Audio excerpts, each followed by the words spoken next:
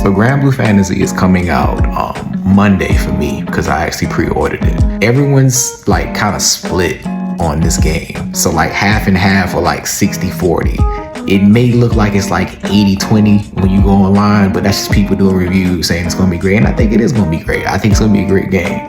However, when people are saying this game is gonna be JRPG of the year, and it came out in January, and we played a demo, expectations like curb your enthusiasm just a little bit. Not trying to be rude, just let's curb your enthusiasm just a little bit, because no, we've only played the demo, so I want to have a nuanced conversation about this game. This game has been in development for like, I think they said 8 years. I think 2016 was the date that I saw, looking it up quickly online. And I think the hype is there because people have been waiting on this game for a very, very long time. I'm not saying it's super long, but that's a long time to wait for a game to come out that's been promised, that came out with a trailer in 2016 and then we didn't see anything till 2024. It's kind of crazy.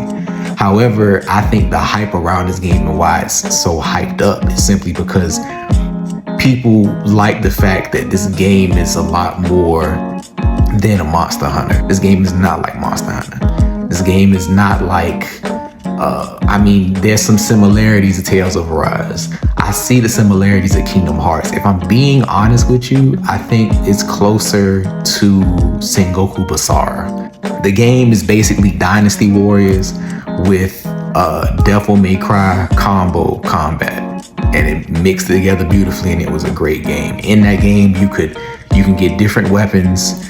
You would use multiple abilities and be able to combo from one ability to another, and then do like over 1,000 hit combos and stuff of that nature, and just all kind of great stuff. And the biggest reason why people loved it was because you had so many characters to choose from, and each character plays completely different from the next character.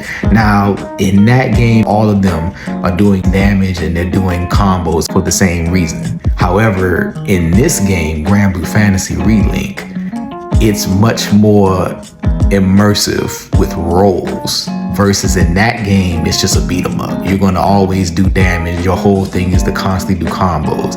In Granblue Fantasy Relink, the role of a tank, the role of a DPS, the role of a healer, all of that stuff is going to be combined with these characters while also dealing damage.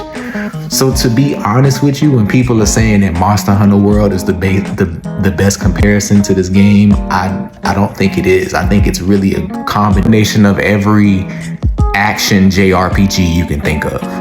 But the thing about Granblue in that game is that you can go online and just randomly partner up with 3 other people and fight a giant boss together, with showing off the build that I made for this specific character and seeing other people's builds with those characters. That's why people are excited. It's the customization. It's the embodiment of yourself and how you play into these characters, the skills that you choose, the damage that you deal, the type of abilities that you unlock, or the type of upgrades that you do on that character. It's going to be explosive. That's why people are so excited about it. That's why it's overhyped, if that's the case. It's not crossplay though. So that was kind of a gut punch, because the whole reason I wanted to get it was because I was gonna play with my PC friends, but they don't even have early access like PlayStation 5 users do. The pros about the demo was that the demo did lay out good gameplay groundwork. I think the reason a lot of people are also hype about this game is because when you play with each character really is different. I've heard this is going to be a button mashing game and each of the characters are going to play exactly the same. It's not. I literally put 20 hours into the demo and I was like, oh, I see now what's different about this character from this character. Like Siegfried is probably one of my favorite characters, but I feel like everybody and their father are going to main him. So I'm probably just gonna have to go with Vayne whenever he gets released, because I know he's going to be in the full game when it comes out. I'm probably gonna have to use him, if I'm being honest, just to be different, I guess. Siegfried you have to time his combos, so after every basic hit you're going to press it again at a specific time to do a stronger move, and then at the end of his combo, if you click his heavy attack triangle, it does a giant a giant amount of damage in like a burst where he jumps to the air and falls and crushes his sword. It's a great move. The PC port might be bad because of the fact that they didn't even have a demo for the PC. And that's a worry. I'm not saying people to be concerned about that, but you should be concerned. Another bad thing is the story might not be as great as everyone's saying it is. If it is, great.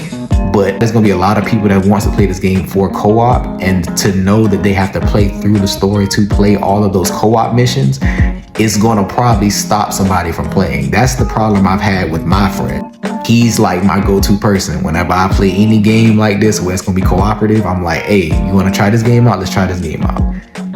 I'm playing the game to show him that maybe the game will be decent. And I can come back and tell him, you know, just like any friend would. I'm gonna, hey man, I don't know if you should buy this. Hey, you should buy this. That's gonna be the conversation we're gonna have. But the problem lies with the story. If the story isn't good to play by himself, if he's not gonna play through the story, he's not gonna be able to play those missions with me. And that's where the problem lies in this game. If you have somebody that plays this game and they don't like the story and they don't play through all of it, they're not gonna unlock all of the quests.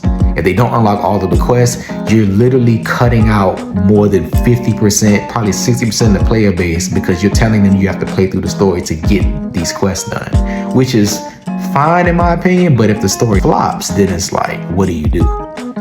Do you play through something that's boring you, or do you just still be like, I'm just not gonna play it? That's probably what's gonna end up happening. And this adds to Genshin. If you are struggling to not play anything else, this might be the game for you, because you're paying a one-time purchase. It's not a gacha game.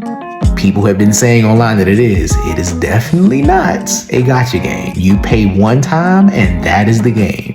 You have over 20 characters and there's 2 more coming in April. So sky's the limit as of right now. The limit of 22, but sky's the limit. And you can build them however you want to. So I would say, in order to fight against this addiction that you might have for gacha games, until Wuthering Waves comes out, I say you support this game. Give it a try. If you see gameplay on it and you like it, then you should definitely try it out. So in ending this discussion, I got hope for the game. I'm being honest with you. I think it's gonna do well. It has a lot of possibilities, but this is mainly for people who are playing Genshin right now. I hear you and I see you. And also, did y'all know that Dish was sponsored for Granblue Fantasy? Like, I'm happy for it. Like, what? When I saw that, I was like, yeah, it's time to leave this finally. At least I won't be getting paid 1 intertwined fate per year for my support for playing this. Anyways, if you like the grind on Genshin as much as I did, as well as with Honkai Star Rail, and you just need a break from gacha games in general, I'm pretty sure this would satiate your appetite, hopefully, at least for a little while. But I'm going to link my Twitch, and maybe I'll see you on the internet someday. Who knows?